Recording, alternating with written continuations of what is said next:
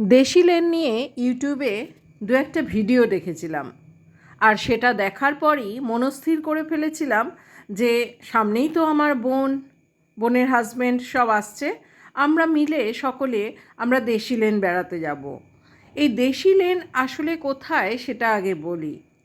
কলকাতার ধর্মতলা, সেই ধর্মতলা চত্বরে মেট্রো সিনেমা হলের কথা তো আমরা সকলেই জানি। সেই মেট্রো সিনেমা হলের ঠিক উপরে রয়েছে দেশি লেন।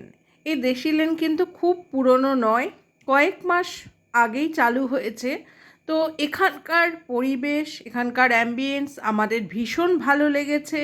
আর খাওয়া দাওয়ার কথা তো মানে কি বলবো, এত টেস্টি খাবার। হ্যাঁ, রিজনেবল প্রাইসই মনে হলো, খুব বেশি নয় আবার খুব কম দামও নয়।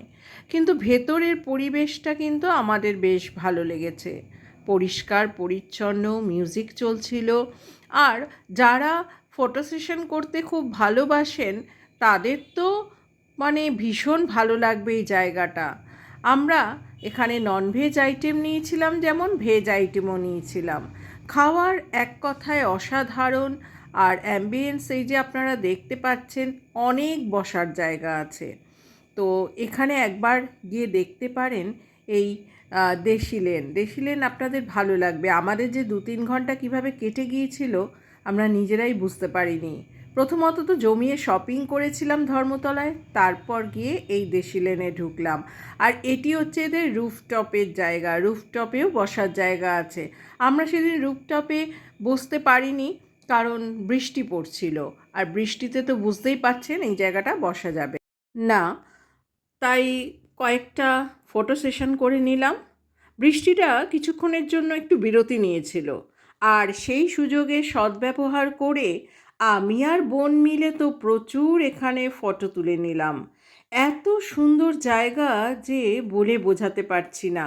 আপনারাই দেখুন, এত সুন্দর করে বসার জায়গাগুলো করে দেওয়া আছে। আর এখান থেকে ঠিক যেমন ইডেন গার্ডেন্সের যে ফ্লাড লাইটগুলো সেগুলো দেখা যাচ্ছিল। তারপর অনেকখানি কলকাতার বিস্তৃত জায়গা দেখা যাচ্ছিল। তো সব মিলিয়ে একটা বিকেলবেলা আমাদের খুব ভালো কেটেছিল এই দেশি লেনে।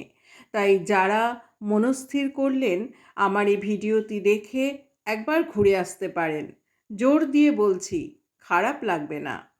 আর যদি বৃষ্টি না হয় রুফটপে বসে একটু মজা করে নিতেই পারেন। ধন্যবাদ।